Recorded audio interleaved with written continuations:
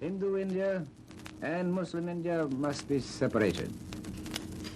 बिस्मिल्लाहिर्रहमानिर्रहीम। अस्सलाम वालेकुम दोस्तों, आज मैं आपके साथ शेयर करने आई हूँ आज़ादी पाकिस्तान की दास्तान। आज मैं आपसे शेयर करूँगी कि किस तरह इस बर्रे सगीर ने 1857 से 1947 तक वो तारीख़ रकम की जिसकी मिसाल दुनिया में नहीं मिलती। हम देखेंगे कि किस तरह 90 सालों में मुसलमानों ने दुनिया का नक्शा बदल दिया, किन मुसलमान रहनुमाओं ने अपना कलीदी किरदार अदा किया, और हम ये भी जानेंगे जो आज से पहले कभी नहीं किसी ने सुनी। सर सैयद अहमद ख़ान का मुसलमानों को बेदार करना, हिंदू मुस्लिम इत्तेहाद का अरूज व ज़वाल, इकबाल का अनमोल तसव्वुर और मोहम्मद अली का जिनाह से लेकर कायदे आज़म तक का सफ़र।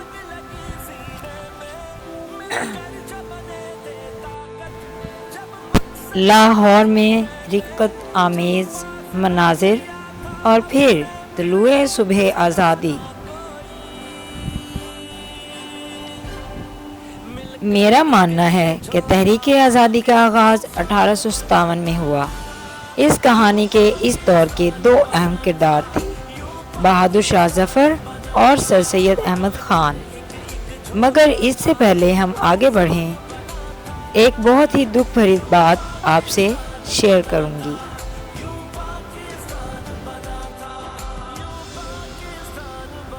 दोस्तों, जैसा कि हम तारीख़ के औराक पलटें तो हमें नज़र आता है किस तरह मुसलमानों ने बेदरेग कुर्बानियाँ देकर अपनी आज़ादी का सफ़र जारी रखा। सबसे पहले बहादुर शाह ज़फ़र, जो एक वक्त में बर्र-ए-सग़ीर पाको हिंद पर बादशाही और हुक्मरानी करते थे, और आज वो वक्त था जब अंग्रेज़ों ने उनको अपना ग़ुलाम बना लिया। और जुल्म की बात ये, इंतहा जुल्म की ये की उन्होंने कि जिस रात उन्होंने बहादुर शाह ज़फ़र को कैद किया, उससे अगले दिन जब उनके नाश्ते की मेज़ पर लाया गया तो जिस तरह बहादुर शाह ज़फ़र उनको अंग्रेज़ों को नाश्ते में टेबल पर चाय बिस्किट पेश करते थे, जब आपको टेबल पर लाया गया नाश्ते के लिए तो आपकी ट्रे में आपके बच्चों के कटे हुए सर और उनकी जिस्म के अज़ा कपड़ों से ढांपे हुए ट्रे में पेश किए गए। ये सब देखकर आपकी चीख निकल गई। और ये बहादुर शाह ज़फ़र की पहली चीख थी, और इसके बाद मुसलमानों की जो चीखें निकलीं, इसकी आवाज़ हिंदुस्तान के हर गली मोहल्ले में गूंजी। और वो शख्स जो एक रात पहले बादशाह था इस सल्तनत का, जब अगले दिन उसके सामने ट्रे पेश की गई तो उसके अपने बच्चों के जिस्म के अज़ा उसकी ट्रे में पेश कर दिए गए। और ये सब उन्होंने क्यों किया? ये सब उन्होंने सिर्फ़ और सिर्फ दहशत फैलाने के लिए किया, ताकि मुसलमान खौफज़दा हो जाएं। और फिर बहादुर शाह ज़फ़र पर उन्होंने केस कर दिया। बहादुर शाह ज़फ़र पर उन्होंने झूठा मुकदमा बनाया। 5 से 6 माह तक उन्होंने मुकदमा चलाया और फिर आपको उन्होंने शहीद कर दिया। Separated. Because the two nations are entirely distinct and different. यूं दी हमें आज़ादी के दुनिया हुई हैरान, ऐ कायदे आज़म तेरा एहसान है एहसान। अब यहाँ पे दौर आता है सर सैयद अहमद ख़ान का। सर सैयद अहमद ख़ान, आप जो मुसलमानों के लिए इस दौर में रोशनी का मीनार बनकर साबित हुए।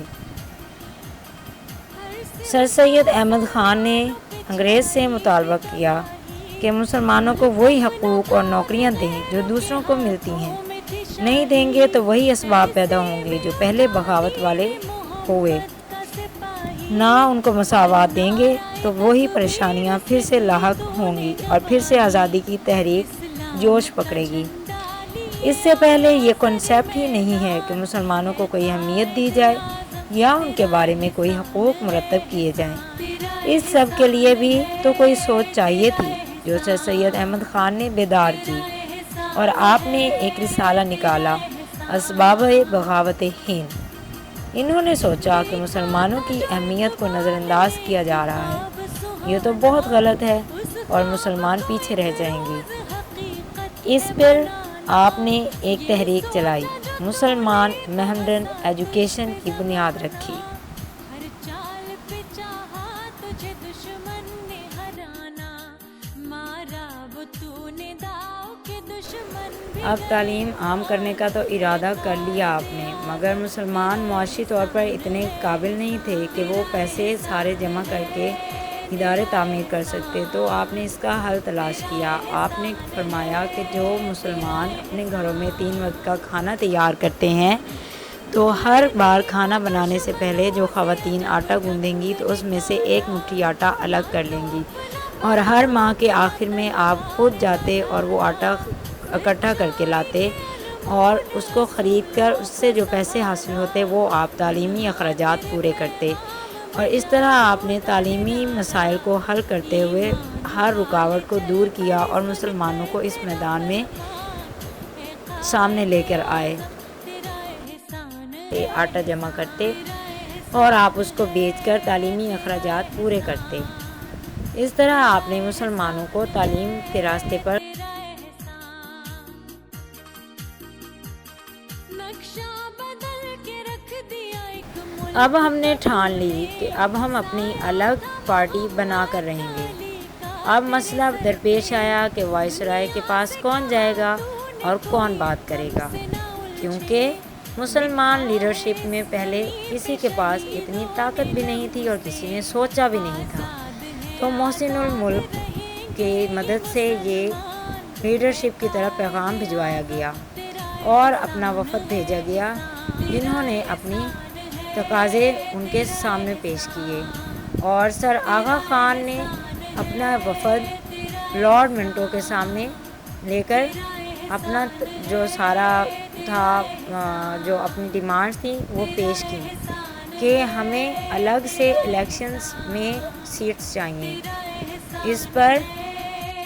और बिल आखिर 1906 में हम लॉर्ड मिंटो से मुलाकात करने में कामयाब हो जाते हैं। यहाँ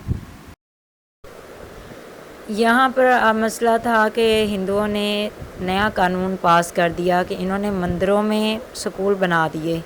अब मुसलमानों को भी वहाँ पे अपने बच्चों को तालीम के लिए भेजना पड़ता था। वहाँ पे फिर ज़बरदस्ती उनको कहा जाता कि वो उनके हिंदू बुतों की पूजा करें और उनके सामने सर झुकाएं, और उसके बाद फिर उन्हें सबक दिया जाता। ये मसाइल बहुत ज़्यादा बढ़ गए, जिस पे मुसलमान बहुत नाराज़ हुए और इन्होंने अपना मुकदमा पेश किया अंग्रेज़ों के सामने। अब सवाल खड़ा होता है कि पार्टी क्यों बनानी है। वायसराय ने ये सवाल उठाया तो कायदे आज़म ने अपना जवाब दिया कि मुसलमानों और हिंदुओं को मुसावी हकूक़ दिए जाएं। मुसलमानों और हिंदुओं को मुसावी हकूक़ दिए जाएं और मुसलमानों के लिए अलहदा मराहत का इंतज़ाम किया जाए, जहां मुसलमानों को हर शोबे में नौकरियां फराहम की जाएं और मुसलमानों को हर वो हकूक़ अता किए जाएं जो बाकी वहाँ के अवाम के लिए मुख्तस किए गए थे। ये बात सुनकर अंग्रेज़ परेशान हो गया। उसने सोचा अगर ये सब मैं मानूं तो इससे तो उसकी सारी अहमियत ख़त्म हो जाएगी। इस बात को मद्देनज़र रखते हुए वायसराय ने आपको अलग पार्टी बनाने की इजाज़त दे दी। अब क्या था, अब मुसलमान बहुत खुश हुए कि हमें अलग अपनी पार्टी बनाने की इजाज़त मिल गई है। अब इन्होंने हर जगह पर इस बात का प्रचार करना शुरू कर दिया कि वायसराय ने हमें अलग पार्टी मुस्लिम लीग बनाने की इजाज़त दे दी है। अब सवाल ये पैदा होता है कि मुस्लिम लीग का पासबान कौन बनेगा और मुस्लिम लीग का लीडर कौन बनेगा।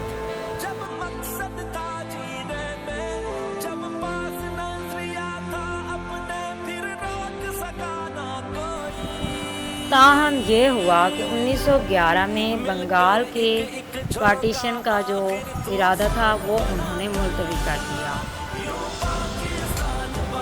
मुसलमान जो कि हिंदुओं पर अंधा एतमाद करते थे, उनके सामने हिंदुओं का भी सारा इरादा अयां हो गया। जिन्नाह जो कांग्रेस को खैर खा समझ बैठे, अब समझ गए बंटवारे के बगैर चारा नहीं। मोतीलाल के प्रपोजल के बाद कि मुसलमानों को 1/3 की बजाय 1/4 हिस्सा दिया जाए, और क्योंकि वो अक़लियत में शुमार हैं, ये बात कायदे आज़म को बहुत दिल को लगी और पहली बार आपकी आंखें बाकायदा आंसुओं में डूब गईं। आप बहुत मजबूत आसाब के मालिक थे, मगर इस वक्त आप बहुत ही आपदीदा हुए।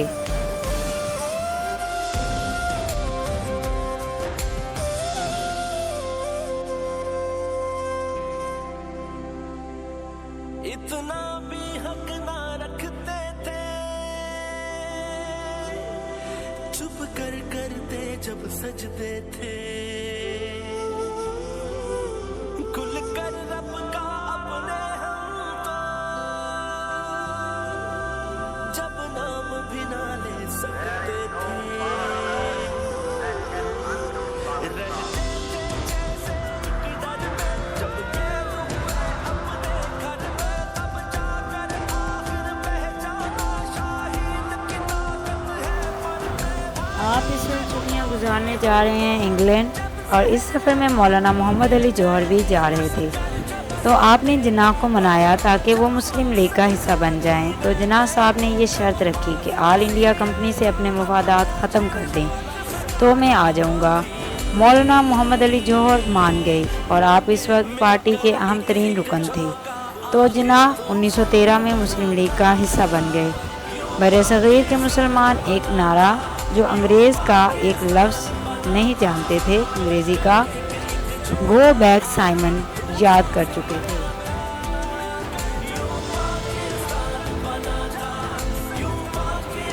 शहर के वस्त में पतंगबाजों की अहम मीटिंग जारी है। ये पतंगबाज फिज़िक्स के असूलों के आइन मुताबिक हिसाब किताब कर रहे हैं कि किस तरह किसका पतंग कटेगा और कितनी दूर जा गिरेगा। ताजे बरतानिया की तरफ से ये मेहमान कौन थे, और हम जानेंगे कि शदीद गम में भी कायदे आज़म रहमतुल्लाह अलैह ने मुसलमानान हिंद का मुकदमा किस जवामर्दी से लड़ा। 1919 के एक्ट का वादा याद कराना। साइमन, गो बैक साइमन एक वफद था, बरतानिया से आया था, मगर इंडिया ने इन्हें नाकबूल किया और इनके खिलाफ तहरीक चलाई, बाकायदा काली झंडी। दोस्तों, अगली एपिसोड में मैं आपको बताऊंगी लखनऊ में कांग्रेस का चाल चलना, ताजे बरतानिया का धोखा और सल्तनत उस्मानिया का टूटना। इसके बाद 1910 की दहाई मुसलमानों के लिए क्यों अच्छी ना रही और किस तरह कायदे आज़म ने तमाम परेशानियां फेस करते हुए पाकिस्तान के लिए जिद्दोजहद की और मुसलमानों को एक प्लेटफार्म पर जमा किया, ये जानेंगे हम अगले एपिसोड में।